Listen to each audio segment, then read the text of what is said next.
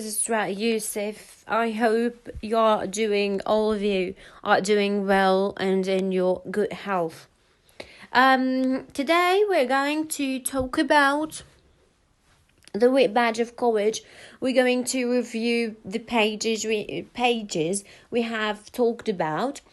So the outcomes that are expected for you to have after this lesson is to understand the summary, to be able to identify the characters and understand the plot.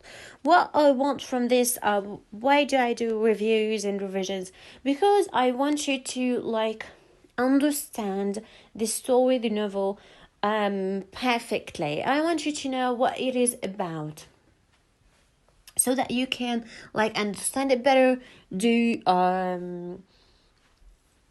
Understand every event, plot, and summary in it, so that you can answer questions easily, and so on. The Whip Badge of Courage is actually a story of a young Henry Fleming trying to decide one very vital question: run away as a coward, or to escape death and be an honorable soldier, and rush headfirst into almost certain death battle at the Civil War. Even though Henry believes in the war effort, he doubts his ability to be courageous, because it would require him to ignore his survival instinct. So this is actually about Henry. So the book is about Henry, and his emotions, and he's going to take an important decision. So he feels terror sweep over him, and he feels from the regiment. He passes an Union general and hears him say that Henry's regiment held back the enemy line. After a while, he wanders into a string of wounded Union soldiers and recognizes Jim. Jim then dies in front of Henry and another soldier called the Tattered Soldier. When the soldier asks Henry about his wound, having none, he feels from the woods, leaving the tattered soldier to die. The next day, Henry finds his regiment and fights like a lion. Thinking of Jim, and he and Wilson become the regiment's best fighters. Henry becomes the flag carrier of the regiment. The regiment then captures an enemy fence, and Henry and Wilson capture the enemy's flag and also take 4 prisoners from the Confederate army. The men dropped here and there like bundles. The captain of the youth company had been killed in an early part of the action. His body lay stretched out in the position of a tired man resting, but upon his face there was an astonished and sorrowful look, as if he thought some friend had done him an ill turn. I've thought it might get too hot for Jim Conklin in some of them scrimmages, and if a whole lot of boys started and run, why I suppose I'd start and run. So this is actually Jim Conklin, which is the tall soldier, what he have said. So the themes that you have in this novel, which is courage. Courage, why courage? Because Henry is just trying to have the courage to not run or to flee from the battle. So this is actually about courage. So it has the theme of courage. Okay, courageous. Manhood. Why? Why manhood? Because Henry thinks that winning more and more battles will make him more manly, and that he will get the praise of women. So this is actually about manhood also, because he thinks if he wins battles and battles, that he will be praised by women.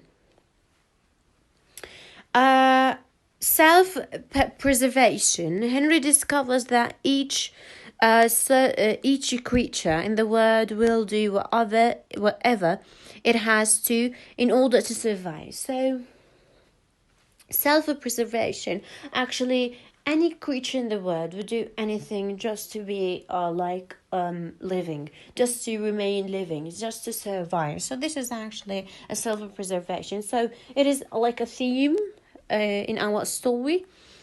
Man's disregard for humans' life. Henry realizes that the world will continue the same regardless of the manner that men live and die. So the world will continue will continue.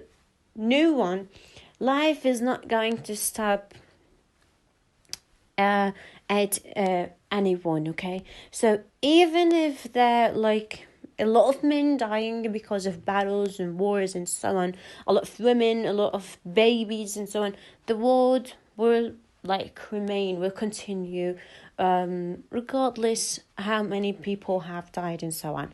So this is actually, time does not stop on anyone, neither the word will not stop on anyone. So here you can see you have pictures of a Civil War technology, which is pistols. This is the pistols that they used to carry in the Civil War. This, the first picture, you have 22 caliber pistol, was the standard issue for the military during the Civil War. It could only fire 6 times before having to reload. It also still used the very smoky black powder. So this is actually a pistol that they used in the Civil War. The second picture, you can see that these are also different types of pistols that were used during the Civil War. They were mainly used by the North and were not accurate at more than 150 yards. So this is actually the pistols they used in the Civil War. Now, as you can see, you have modern technology. You have pistols which used today. You have the first picture, which is this is a standard issue 9mm pistol for our current military. It can fire 16 times and with an extended clip more than 20 before having to reload. Its bullets are made with a smokeless powder.